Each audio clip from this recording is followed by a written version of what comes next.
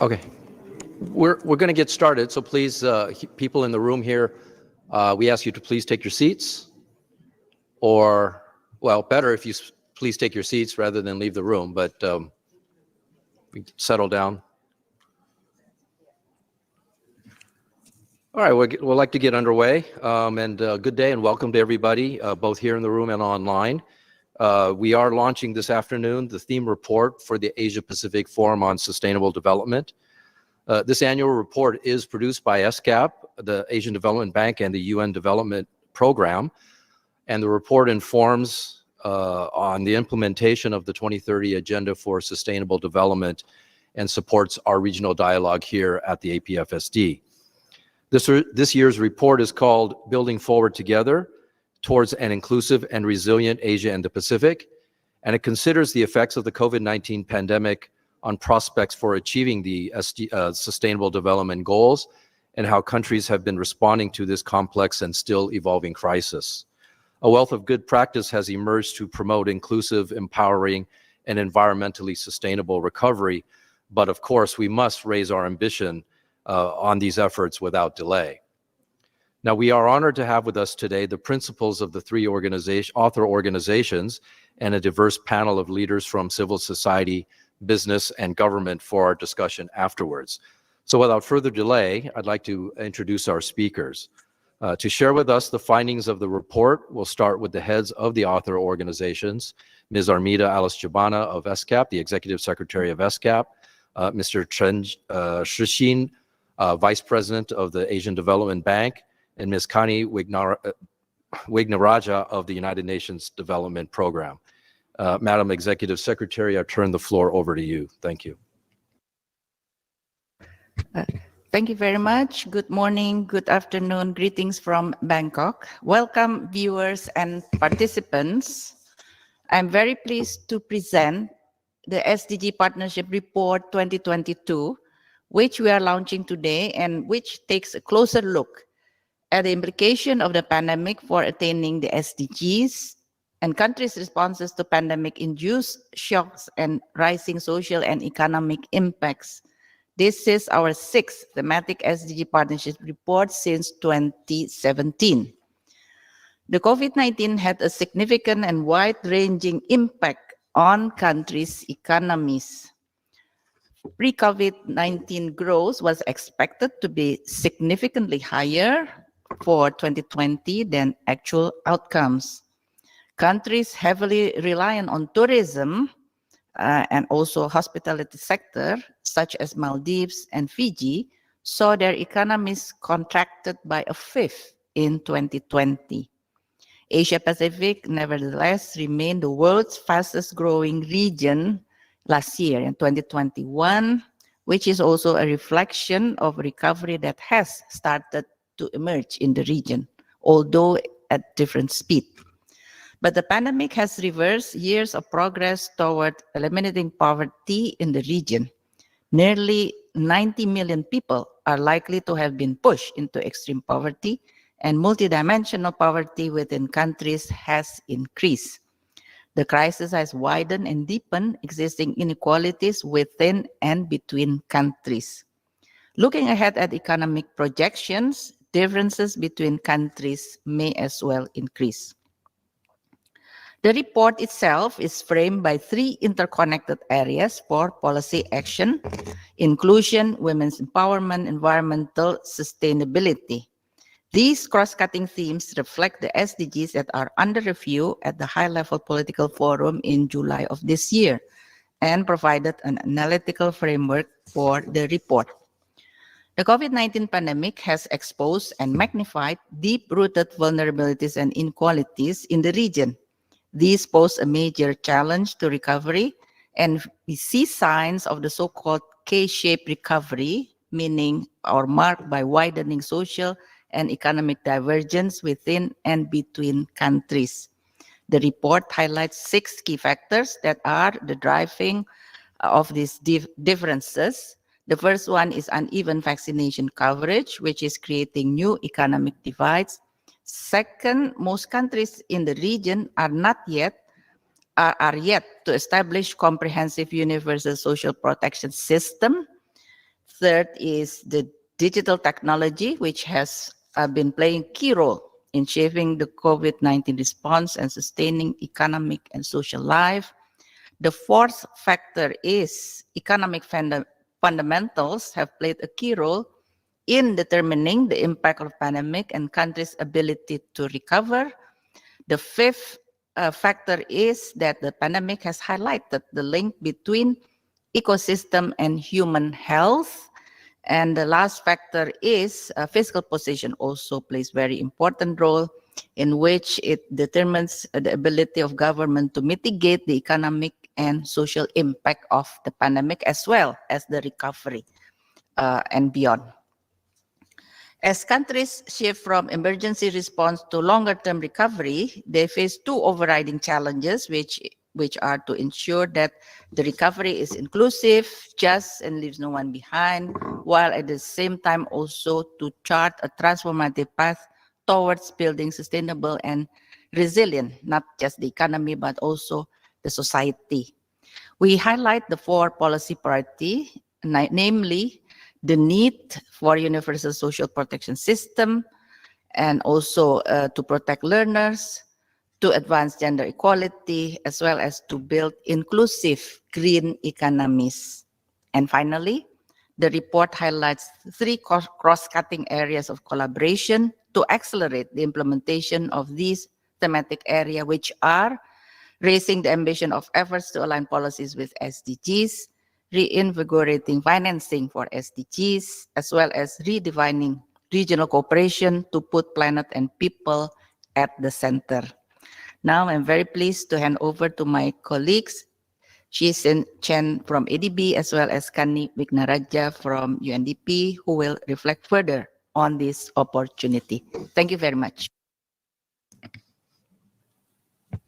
Thank you very much, Madam Executive Secretary. Let me turn it over to Ms. Kani Wignaraja. She's the UN Assistant Secretary General and Regional Director of UNDP for the Asia Pacific region. Thank you, and thank you to my two partners in crime with Shijin and Ibu Armida. Let me speak to two sets of issues that underline everything that this report, the joint report of ESCAP, ADB, and UNDP echoes, that we're trying to see how we can blunt a skewed recovery from COVID and move along a very different line. So the first set has to do with the fact that we have to acknowledge that this period is showing us and demonstrating what an unprecedented period of what I would call polypandemics have done to us. And it demands a very unconventional investment and policy response. Now, if you're wondering what are these polypandemics, in the period of an extended health crisis, it gets compounded by pre-existing conditions or pre-existing pandemics of poverty, of hunger, of climate change, of conflicts. Hence, the poly prefix to these compounding challenges around us. And yet, we don't attach that prefix to our response. So there's nothing poly about our response. They are very single issue driven. They are monosector driven. And then policymakers and politicians, you and I, wonder why they are so limited in scope. And it puts us on a very slow bus to recovery, a bus I almost feel never gets to its end point. Now, the report goes a step further and saying, if we must move to something that is less skewed and actually get to the end goal, we have to pursue inclusion, empowerment, and sustainability as vision and goals simultaneously. Now, this is easier said than done, but the report points to illustrations where certain investments and policy adjustments, such as in quality education, such as systems of social protection, and as Ibu said, digital access, etc., move things along this path. And maybe even then we can get on to an electric bus that's going a bit faster. Now, the second set of messages that underlines this is the notion of solidarity and regional cooperation as being indispensable to our sense of human security. If we look at the literature out there and the evidence, it is amazing to me that 6 of 7 people feel more insecure than ever before. Now, it doesn't matter where you live or your level of income. So progress and well-being have not diminished our growing sense of insecurity. So the international community has to understand that solidarity and cooperation are in the self-interest, and the protection of the most vulnerable of people and nations is a strategic investment in our own future, let alone theirs. So to conclude, this report's core messages ask the reader to move away from what is currently very partial coverage or partial access that reaches only a few people and has slowed down recovery, because it only provides a partial return. So we argue together that it is universality that drives progress for all, because it also brings with it dignity and agency. And these latter elements are even more essential to drive a full and sustained recovery in our region. Thank you.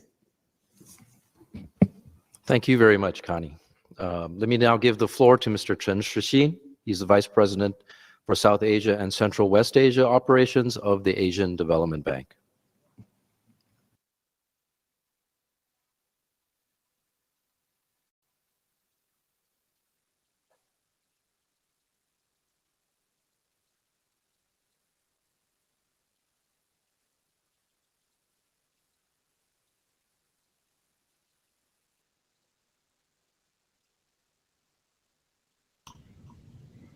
Okay, can you hear me now?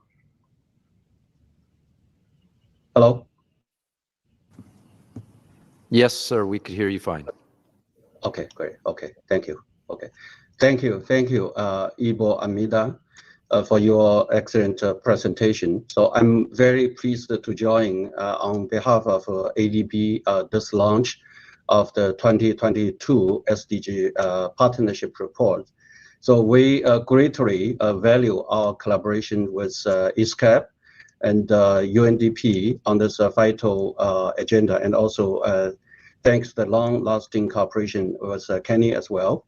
So even before the pandemic hit, we knew the financing demands of the SDGs were vast. As our joint report highlights, fiscal stress and the rising public debt have added to this challenge. So we need to reinvigorate our commitment to finance the SDGs. So just a point there. First, we recognize the need to create the enabling environment for private investment for SDG. So this is quite critical. The good news is that private sector interested in SDG-aligned investment has surged. We must capitalize on this momentum. The SDGs provide a common framework for a range of investment strategies. It has never been more urgent to mobilize development finance from a wide range of sources, particularly capital market. So the business case for investing in SDGs must be made in bolder ways, using better data and impact matrices. Regional cooperation can also enable financing for the SDGs through great trade finance, SME finance, and the digital finance as well. My second point is the issue on the taxation and the domestic resource mobilization. As we know, fiscal reforms, particularly in the areas of taxation and the public spending efficiency, will be very essential to unlock the finance for sustainable development. Our regional tax cooperation has a very important role to play in this context. Digitalization has enormous potential to support national tax reforms as well as the regional tax cooperation and harmonize so countries can fully reap the benefits of the digital economy. Alongside the rising revenues, we must address expenditures that may undermine the SDGs. We need to rationalize subsidies in some key sectors, particularly like energy and agriculture, that encourage reliance on fossil fuels and enable inefficient consumptions and production.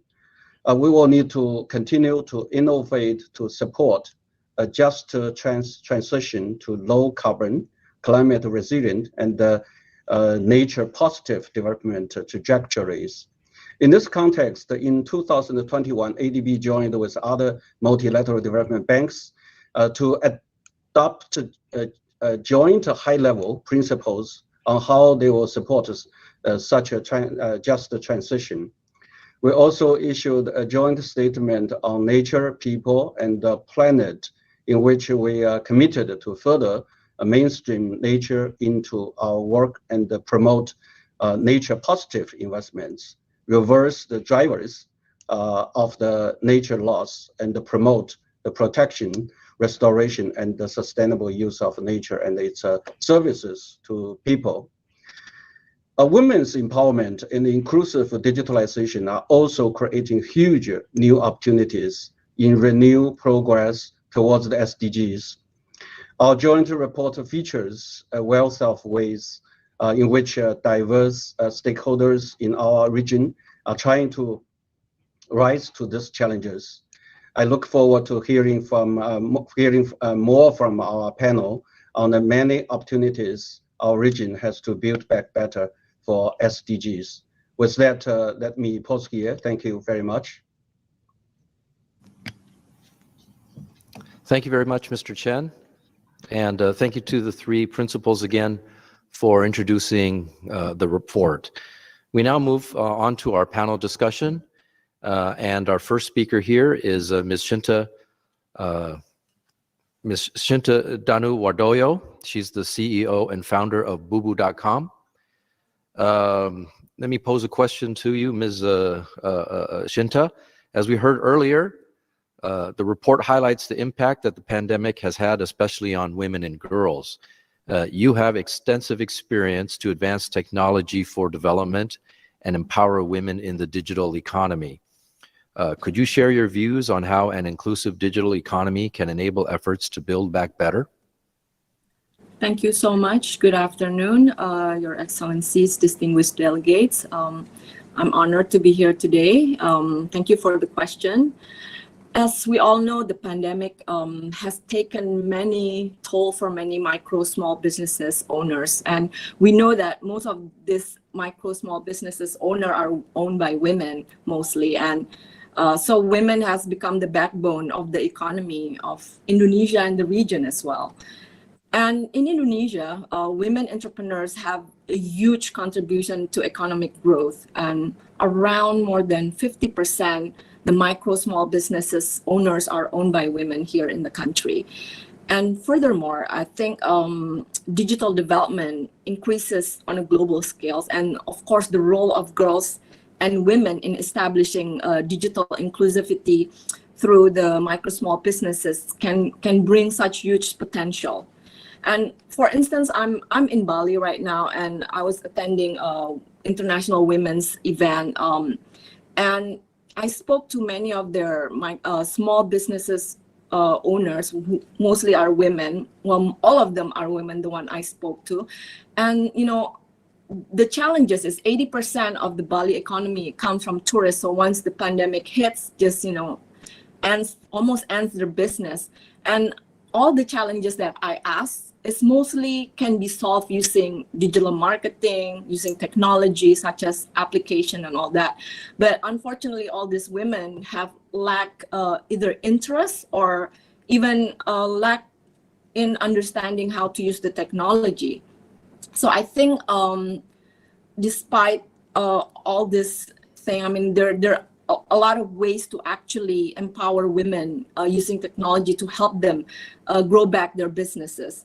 And but the problem is, like I said before, like most of these women may not understand how to use technology, or the young girls who are in the universities, they tend to be less interested to take STEM. STEM is science, technology, engineering, or math.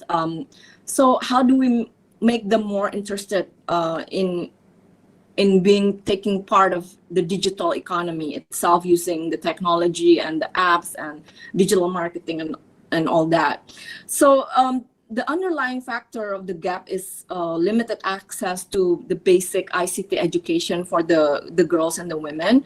And also, how do we make sure that they're more interested in taking part of, doing science, technology, engineering, and math? And the fact that, all this can lead to a negative impact in the long term if, less women are interested in technology. And inequalities lead to lesser opportunities for women entering the labor market, which indirectly increases digital talents demand. As predicted here in Indonesia in 2030, will be like facing a shortage of 9 million tech laborers to achieve our digital economy, which is, we need to solve that problem. And actually, the issue remains a challenge for us, but it is very possible to tackle, if digital inclusivity is actually developed and supported in a positive environment. As technology development escalated, it actually helped to diminish, inequality in assessing all these digital skills, adaptation, and infrastructure. By this mean, women have unlimited accessibility in inhibiting and navigating digital tools that are available at the moment. So what we did in 2021, actually in August, we started an incubation program that focuses for young women, and it's called Super Girls in Tech. And we focus on the key initiative of Sustainable Development Goals number 5, which is gender inequality. And our incubation program, which is Super Girls in Tech, we strive to tackle a number of major aspects, such as educational attainment, financial inclusion, health and safety, and also the career opportunities using tech-enabled solutions. So the idea here is we want to be able to encourage young girls to be more interested in the digital and technology early on. So what we did is we chose about 100 young women on their last years of university, and we pick, like, the high achieving one, and we make sure that they're, this is what they want to do. Like, they want to start something interesting for themselves. And so what we did was we helped to give them the accessibility to mentors, and also they can do the peer-to-peer learning as a group, whichever pillars that they chose. And we help them to connect with experienced entrepreneurs and leaders so they can talk and discuss on the projects that they're doing. And we believe that through our incubation program, we encourage more women to be more interested in the tech solution discoveries from during their university, on last year of their university. And we hope this can help to tackle gender equality. And the goal of this project is hopefully these girls can create projects that can be meaningful at the end of the day and help to solve and empower more women to have tools and network and the courage to lead. And we had like more than 500 applicants actually. Sorry. Yes, sorry. We are a little behind, so can I ask you to please wrap up? I'll wrap it up. Okay, and through this incubation program, we actually work together with UN Women and also ADB Ventures. And we're not stopping here, actually. This year, we want to launch Super Women in Impact Summit, which We want to discuss more on the gender parity in the tech sector, and we want to aim to discuss how women could largely take role in creating success stories in the business and technology. And we want to continue this effort to tackle the real problems surrounding women empowerment and gender equality. All right. Thank you so much. Thank you. I apologize for interrupting you, but we did start a little bit late. But in deference to the other speakers, we need to give everybody a shot to fit in. So let's move on to Ms. Aisha Khan. She's the CEO of the Civil Society Coalition for Climate Change and Mountain and Glacier Protection Organization. Ms. Khan?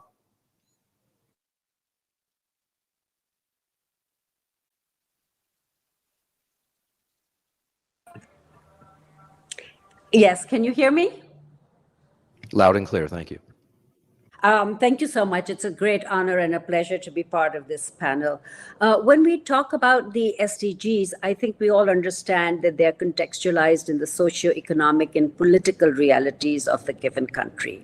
The pandemic has caused a setback, but perhaps I would say that achieving them even without this unforeseen crisis may have been less possible.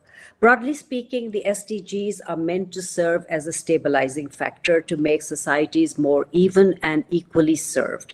They are also designed to balance human activity with nature so that both can thrive in tandem. Coming on the heels of the Paris Agreement, they reinforce the need for harmonization and maintaining equilibrium in society. Just as 2015 was seen as a year of great significance with the Paris Agreement, the SDGs, and the Sendai framework providing a roadmap for the future, the year 2030 looms ahead with red flags for all three. The emission reductions are not enough, the progress on SDGs is slow, and disaster risk reduction remains inadequate.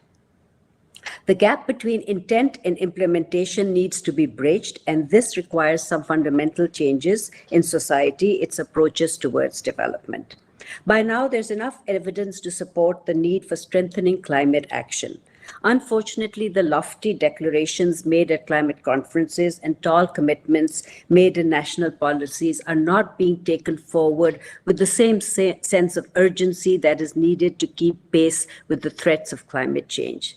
There is lip service paid to the need for a whole of society approach, but the nexus between science, society, and policy is still very weak. COVID-19 and the pandemic have exposed our fragility to crisis, but at the same time, I think they have highlighted the need and importance of consensus, coordination, and collaboration as an integral to the success of the SDGs.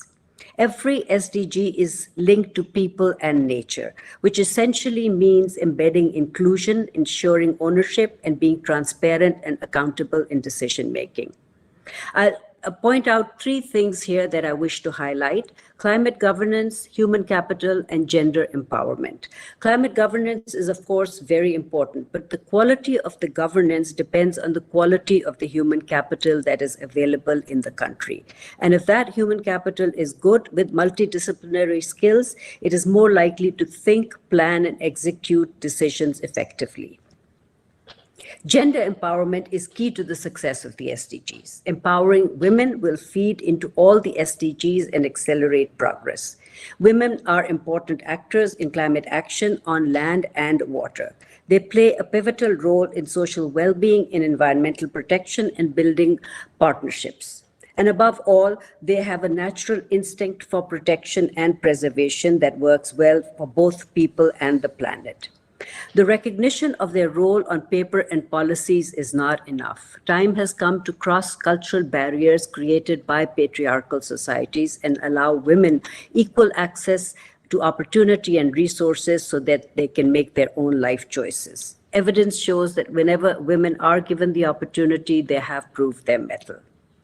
We work in mountain communities, so I'll share an example from a best practice example from our work over there.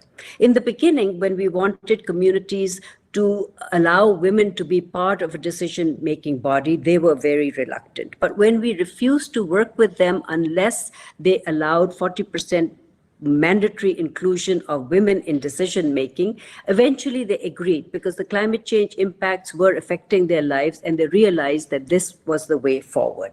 So this was essentially achieved through social motivation, mobilization, and graduated empowerment. Today, we have a robust and functional system for strengthening climate resilience that is based on inclusion, transparency, accountability, and most importantly, co-creating policies with a strong component for training and capacity building that allows communities to make informed choices.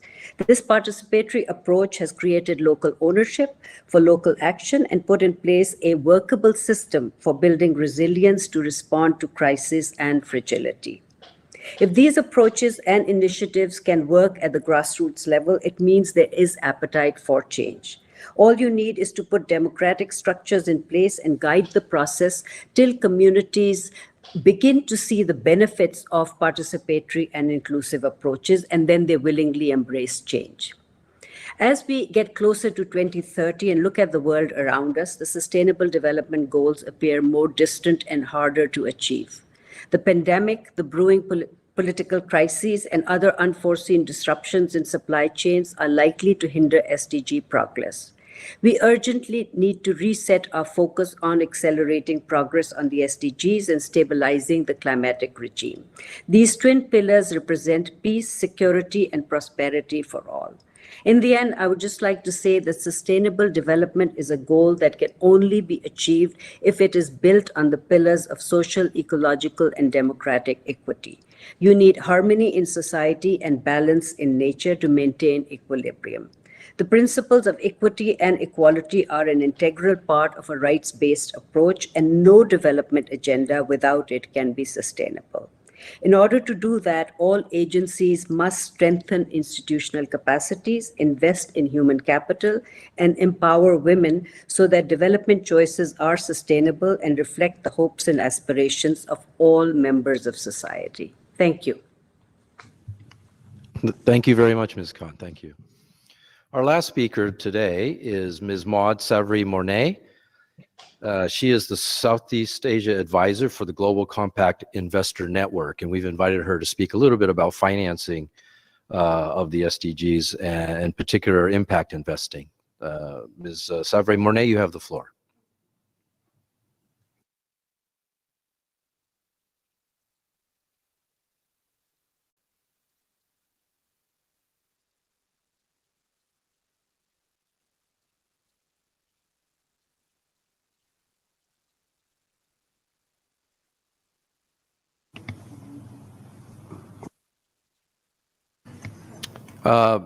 Ms. Savary-Mornay, can you turn on your microphone?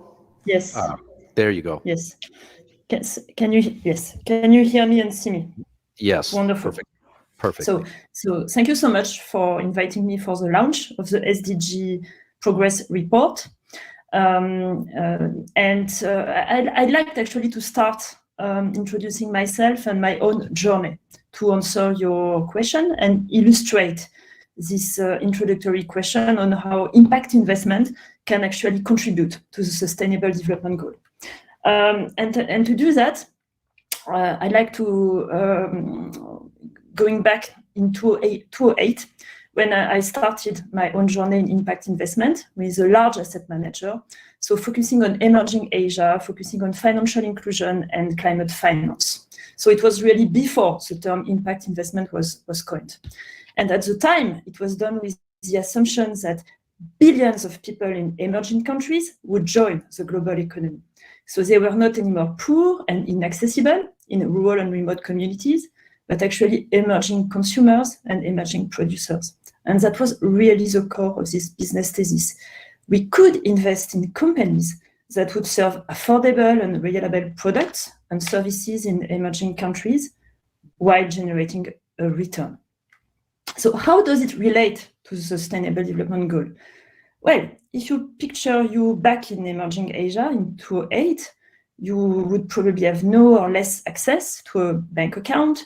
You would probably have less or no access to fertilizers for crops, to healthcare, to quality education, to formal employment, particularly if you are a woman. And today it's even more true in times of COVID and climate change, where we see that emerging countries are disproportionately affected. So we are facing unprecedented challenges, but it also creates unprecedented economic opportunities. And there are opportunities when companies and projects product and services that help advance the Sustainable Development Goal, create investment opportunities for investors. And that's really the basis of impact investing in emerging Asia, in microfinance, in health, in education, in climate smart solutions, in solutions driving gender equality. Today, I'm speaking on behalf of the GIN, the Global Impact Investment Network. We are the champion of impact investing, and our organization is dedicated to increase the scale and effectiveness of impact investment around the world. And we do it by building a community of practice among more than 400 impact investing organizations across 50 countries. We have asset owners, we have institutional asset managers, family offices, and a growing number of development finance institutions, of pension funds, including located in Asia Pacific. So what is impact investment? What we have in common with other sustainable finance approach is that we want to change the way investment is done. And we want to incorporate considerations related to environment and social aspects. In substance, we want that impact investing becomes a strategy widely available across investment strategies that include an intention to invest for a positive or social environmental outcome, but also looking for a financial return along this impact return. We are also an organization recognizing the power of capital, and we believe that the capital allocation to the Sustainable Development Goal with an impact lens is absolutely key to solve environmental and social challenges. And we know that the COVID-19 pandemic has actually exacerbated the financing gaps for the implementation of the 2030 agenda. But today we are not facing a shortage of capital. There have been a huge accumulation of capital worldwide, but also in Asia Pacific. And this trillions of assets, it's also an opportunity to allocate capital to the Sustainable Development Goal. And we need only a small proportion of those to fill the gap. So we know that there is a strong interest for investors to make investments for the Sustainable Development Goal. Actually, one of our survey, the Impact Annual Survey, shows that one of the most commonly used framework to measure and manage impact is actually the Sustainable Development Goal. So it really creates a lot of hope. And there is hope as long as there is a mobilization of capital from the private sector and other sources to the SDGs. And today, we see many new solutions emerging. First, across asset classes. A decade ago, when I started in this space, most investment would go in private debt or private equity.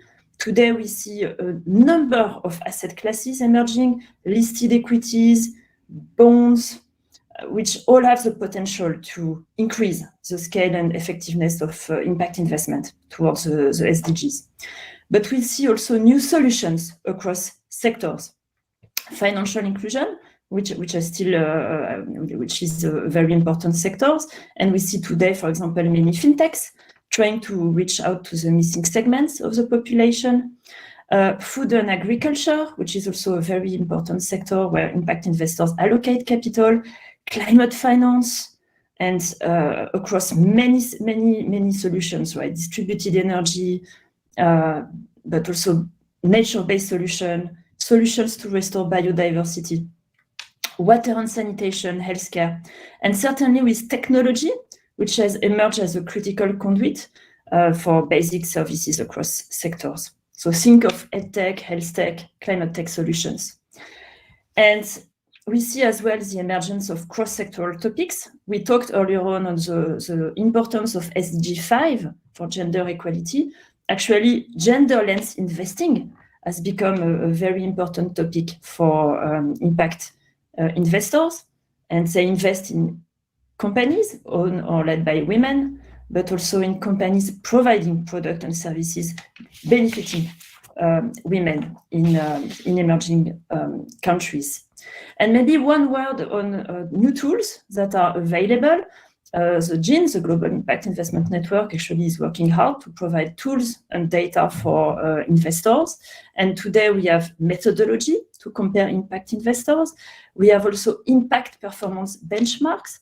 And actually, I'm glad to report that the GIN will launch the first impact performance benchmark on financial inclusion at the end of the month. It's actually critical because it helps investors to look at their impact data and make decisions related to the change of impact of data that has occurred.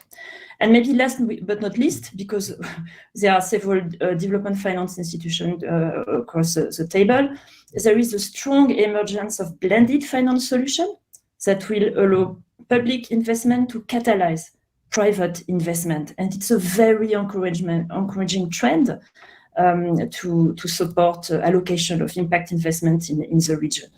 So as a conclusion, our planet is fragile, our social fabric is vulnerable.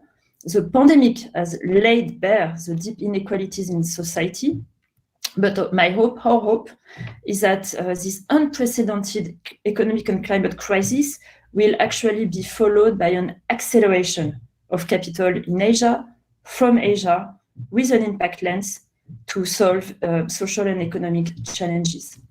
Thank you. Thank you very much, Ms. Savre-Mornay. That was very interesting insights into the financing aspect of what we're doing here.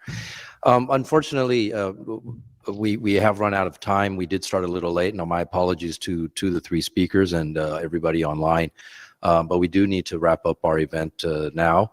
Let me just express my thanks again on behalf of all the organizers to Ms. Shinta, to Ms. Khan, and to Ms. Savre-Mornay for their remarks, as well as thanks to the representatives of the author organizations, the Executive Secretary of ESCAP, Vice President from the Asian Development Bank, and of course the head of the Regional Office for Asia Pacific of the UN Development Program.